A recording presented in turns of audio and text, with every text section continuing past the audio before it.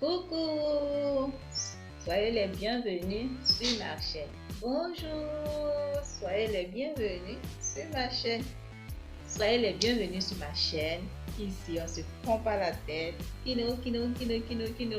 On s'amuse et on partage. Attends, je viens. Je prends mon tasse de café ou de thé ou de jus d'orange ou de... Peu importe. Prends ton café et assieds-toi. Et regarde la vidéo. Si tu es enceinte, n'oublie pas de boire du jus d'orange car c'est très riche en vitamines et c'est bon pour toi et pour le bébé. Vous et vos familles, j'espère de tout cœur que vous vous portez bien à merveille. Si ça ne va pas comme je le dis, ça va aller. Dieu dispose toutes choses en temps et au bon moment. Ça ira. Ne te prends pas la tête. Laisse les problèmes. Dieu va régler. Aujourd'hui, je vais vous montrer comment je fais ma crème chantilly pour mes cheveux et pour mon corps. Donc, let's go dans ma cuisine. Attends encore. Si tu viens de découvrir ma chaîne, n'oublie pas de t'abonner, de liker et de partager ma vidéo. Pour faire notre chantilly, nous allons avoir besoin de beurre de cacao qui va apporter de la brillance et va fortifier vos cheveux, du beurre de karité qui est pour son côté adoucissant. Il va adoucir vos cheveux et nourrir en profondeur. Et les grains de l'huile de papaye. Je vous ai montré comment faire les huiles. Moi, je vais mettre aussi pour son côté anti-inflammatoire pour côté cuir chevelu. Il va apporter de la santé à vos cuirs chevelus. Si vous avez des pédicules, des démangeaisons, il est très bon pour ça. Donc je vais en mettre un peu, pas parce que j'ai des pédicules, mais j'entretiens mon cuir chevelu. Et je vais mettre l'huile d'hibiscus aussi qui va fortifier les cheveux et apporter aussi de la brillance. L'huile de noyau de mangue qui va gainer aussi les cheveux et huile d'aloe vera fait maison pour son côté hydratant aussi. Et je vais mettre castor oil, huile de ricin pour la psoriasis et va booster aussi ma pousse parce que la chantilly s'applique sur le cuir chevelu et sur les cheveux.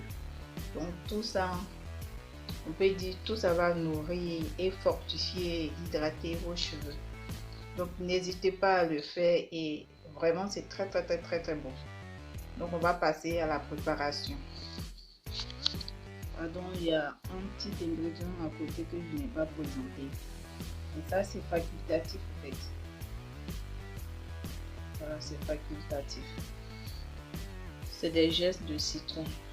Avant, nos mamans n'avaient pas de parfum ni d'huile essentielle. Donc, prenez soit le jus de citron ou le geste de citron pour parfumer. Ça, c'est pour le côté parfum. C'est facultatif. Vous pouvez utiliser l'huile essentielle de la menthe, l'huile essentielle de la lavande, tout ce que vous voulez. Moi, je prends le citron. C'est antibactérien aussi. Donc, c'est bon aussi. Donc on va faire deux. Je n'aime pas chauffer les huiles, mais si vous voulez, vous pouvez mettre les huiles dans le beurre de karité et le beurre de cacao. Là on a le beurre de karité, le beurre de cacao et les gestes de citron. J'ai mis au congélateur pour conserver. C'est pourquoi vous voyez ça comme ça. Et un peu d'eau dedans. Et j'ai mis 2 cuillères à soupe d'huile d'olive et pardon, autant pour moi, d'huile d'aloe vera fait maison, 2 cuillères à soupe d'huile de papaye, des grains de papaye, 2 cuillères à soupe d'huile d'hibiscus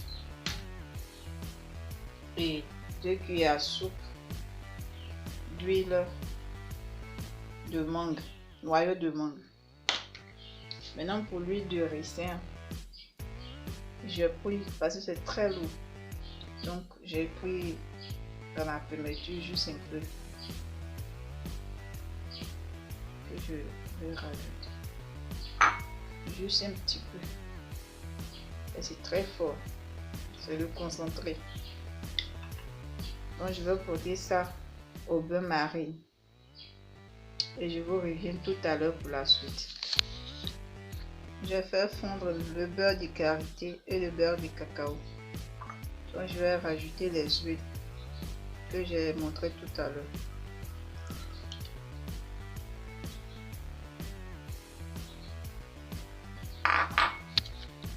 J'ai mis des glaçons dans de l'eau pour que l'eau puisse se refroidir. Je viens de briser mon assiette. Ça me fait un peu mal parce que j'aime bien mon assiette. Sachez que j'ai laissé refroidir d'abord le beurre avant de mettre les huiles à l'intérieur. Donc on va poser notre mélange dans l'eau froide et attendre un peu à ce que ça adoucisse un peu et fouetter.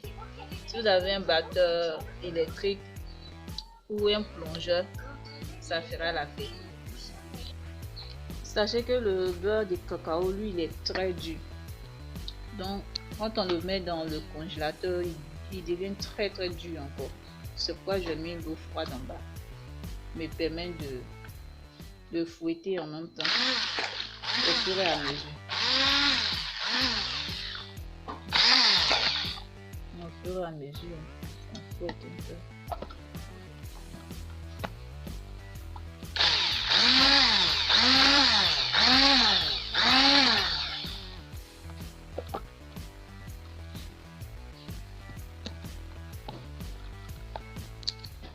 Ne laissez pas durcir totalement, sinon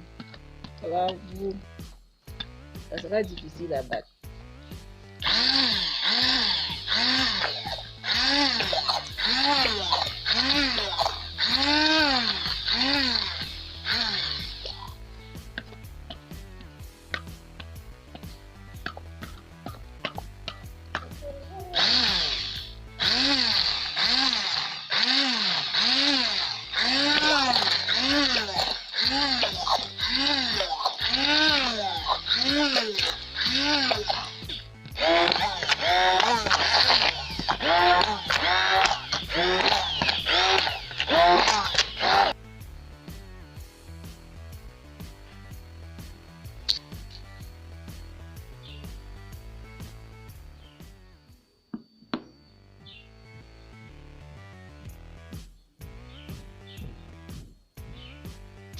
Voilà, j'espère que tu as aimé ma vidéo.